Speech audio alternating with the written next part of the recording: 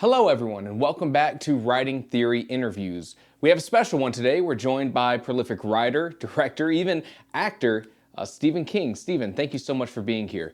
You know him from books such as IT, Under the Dome, The Stand, and so many more.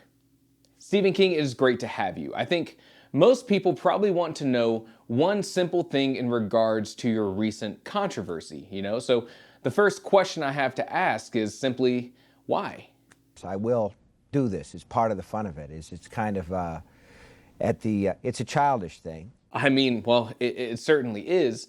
Not many people share that part of their life with the general public. How did this even start? I always did it. I always took great pleasure in it. I still take great pleasure in it.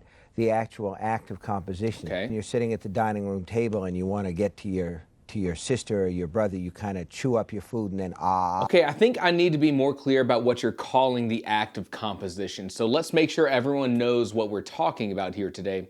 You created your very own TikTok account and your first post was a black and white video of you farting in the romantasy section of the bookstore. You know, we all know about it.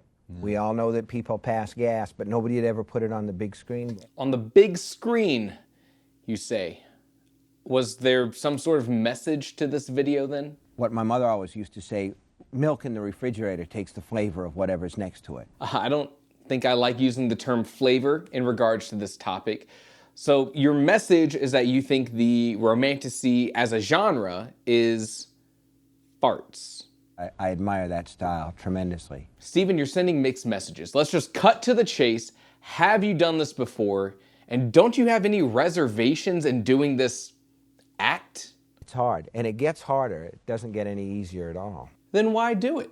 You know, I saw that your son, Joe Hill, posted about how he thinks that you have a need to do this. He will not let me be a Macy's Thanksgiving Day parade float. You know, big, inflated cartoon figure. So this was a medical thing, not an intentional, offensive act.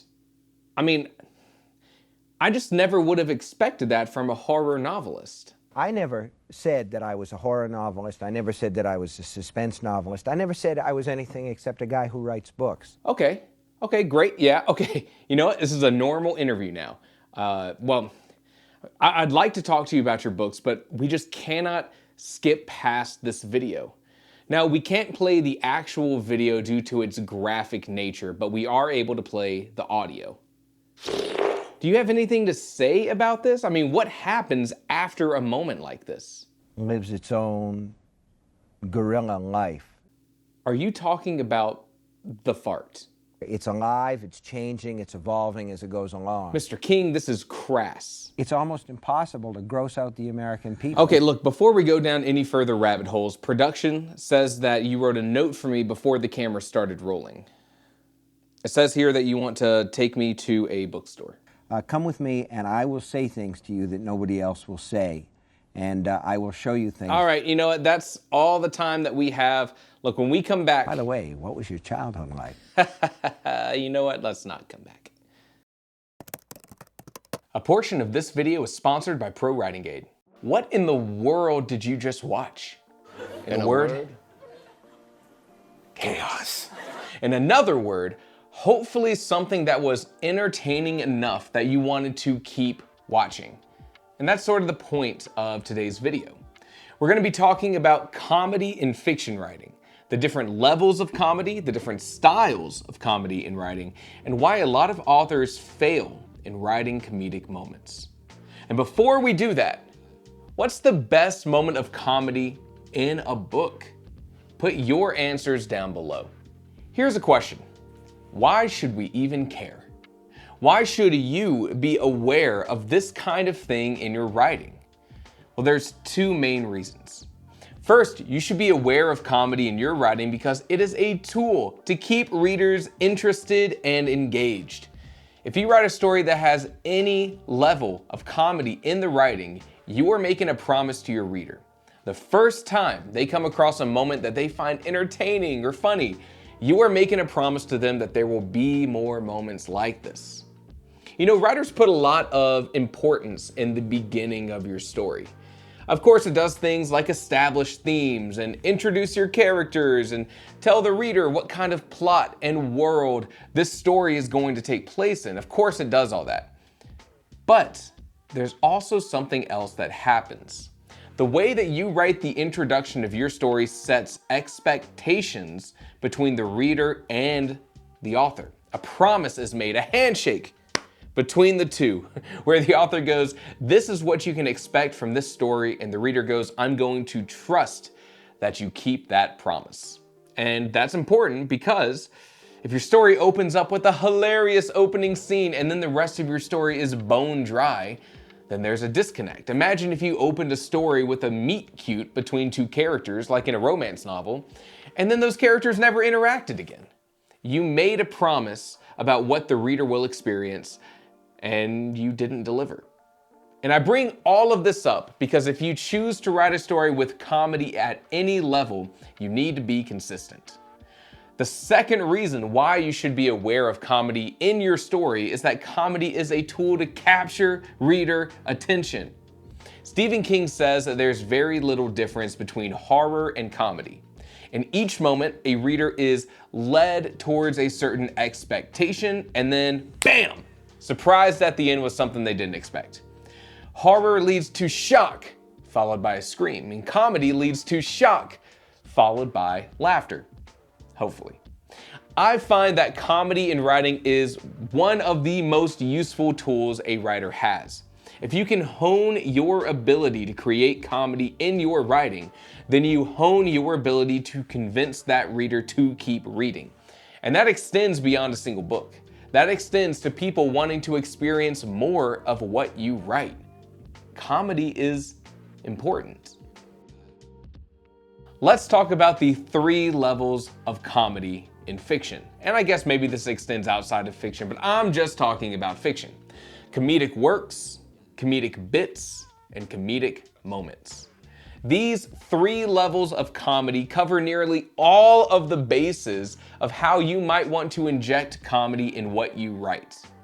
A comedic work is a story that is designed to be funny. Think of Hitchhiker's Guide to the Galaxy. Think of nearly any Christopher Moore book. Think of stories that are a more sophisticated kind of comedy like Kurt Vonnegut and other writers writing satire.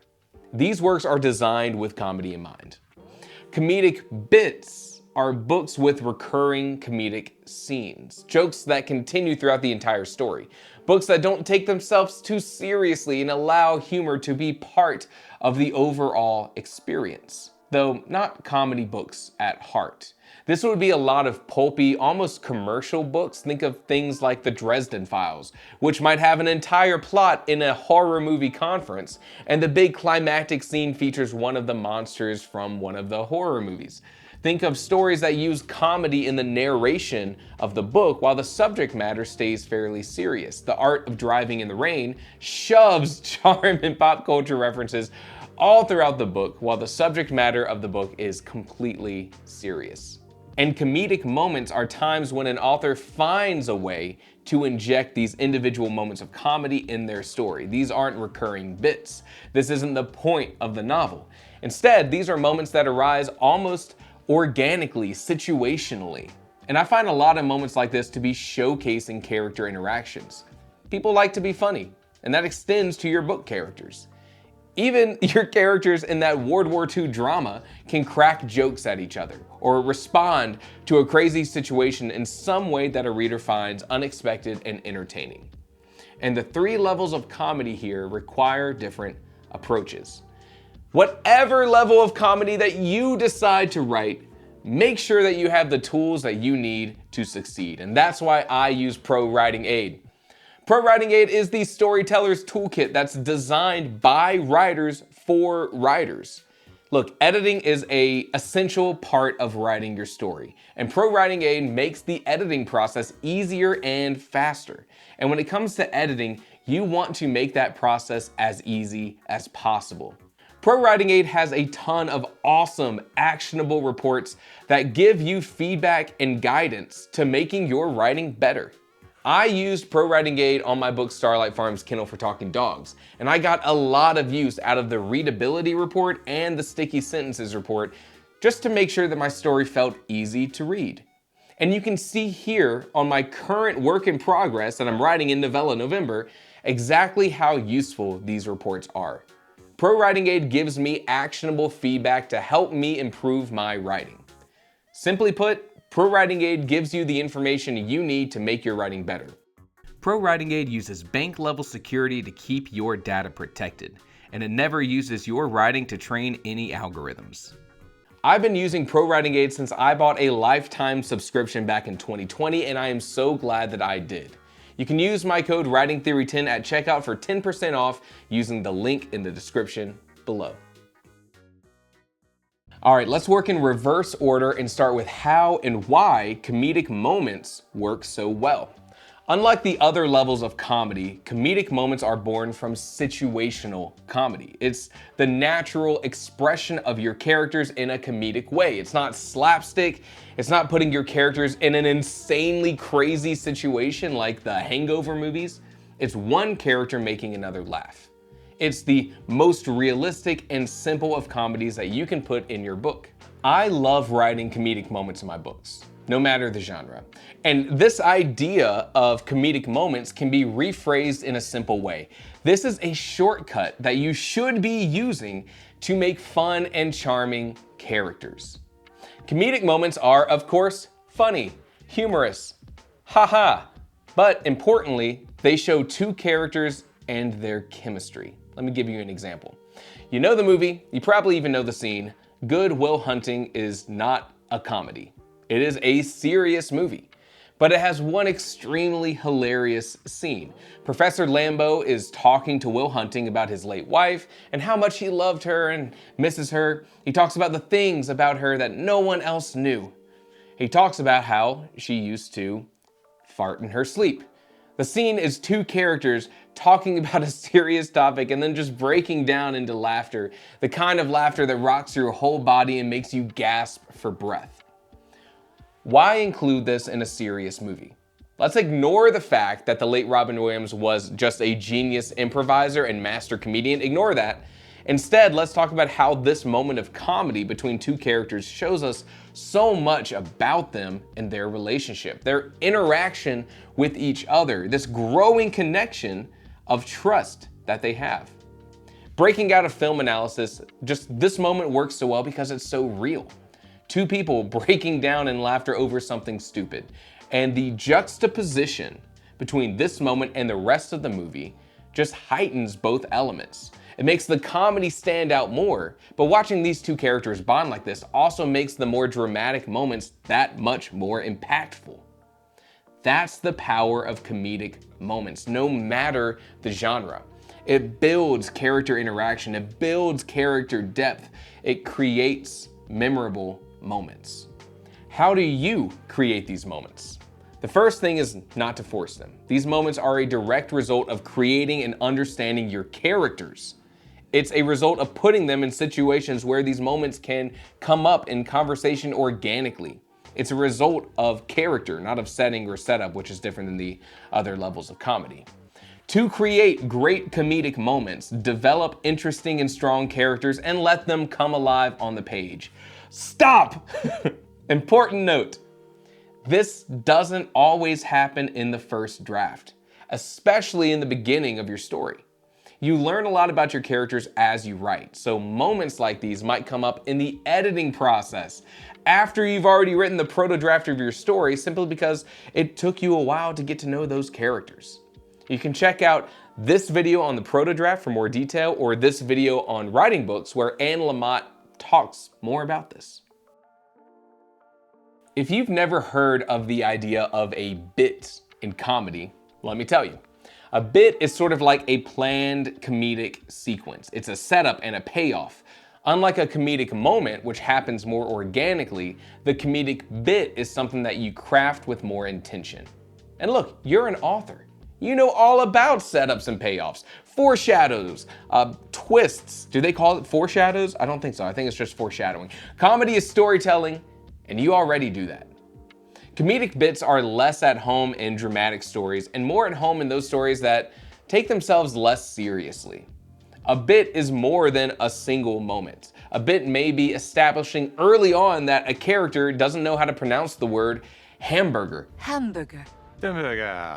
Hamburger. Hamburger. Hamburger. Hamburger. A funny moment within your story, nice. However, later in the story, the word hamburger becomes an important password that must be shared between this character to another in the heat of battle. Hilarity, of course, ensues. The setup to this joke and the payoff later is a bit. It's a crafted piece of comedy. Now, this style of comedy is more at home in a full comedic work, but you can find it elsewhere and it doesn't always feel out of place. We authors love the setup and the payoff, so a lot of us probably love the bit. Now, these bits tend to be less organic than the comedic moments that we created earlier. This is less of an expression of character and more of crafting something unique. What's the joke? What's the punchline? That's the focus of the scene. Writing a bit means going into a scene with the intention of setting up a joke and later paying it off. That may be paid off immediately, technically, or it could have a delay and some time for the reader to sort of forget about the setup, only to be reminded in that big payoff. Look, this is the kind of thing that you see in TV shows because bits work so well, especially in the confines of a structured story with a definite runtime. We introduced the setup in the first 5 minutes and the payoff in the last 5 minutes. Look, classic TV choices for shows like Futurama or Psych or Scrubs or just hundreds of other shows. Comedic works differ from bits and moments. When you're writing a comedic work, the comedy takes the most precedence. In our other examples, the comedy comes after the story. You're gonna write a story and build these moments of comedy within that story, but comedic works start with the comedy. Now, the great thing here is that there are so many examples of comedy in this form to study. Of course, I've been using film and TV examples just because it's way more exciting to put on the screen, but of course this exists in literature too. And just like how there are different levels to comedy that you might write in your book, there are an incredible number of genres of comedy. Satire, surrealism, absurdism, parody, slapstick, dark comedy, and more. Creating comedic works in these different genres takes different approaches. Like, for example, Don Quixote is a parody of the romantic life of knights and kings and queens like that of the Arthurian mythos. It was written in 1604, which was still 200 years after the first printings of King Arthur. So first off, that's insane. The King Arthur myths were around for 200 years before Don Quixote was printed.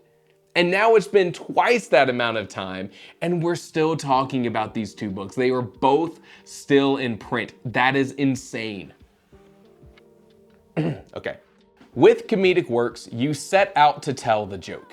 Whether it's parody like Hitchhiker's Guide to the Galaxy, or satire like Animal Farm, or slapstick like Terry Pratchett in the Discworld books, the joke comes first and you develop the story around it. There's a bigger message here, and that's a whole other level of writing than the bits or the comedic moments. Bits and moments are flashes in the pan, and comedic works stick around. I have a video in the works for the future for a bigger breakdown into how comedy succeeds and how comedy can fail. So look forward to that video for specific takeaways that you can apply to your writing. I hope you liked this video on the role of comedy in fiction. If you like breaking down stories, then this is the channel for you. You can check out our Discord in the link below to join hundreds of other writers just like you who want to share tips and resources and even their own writing with others. It is an awesome community, and you should definitely check it out. And as always, thank you for watching.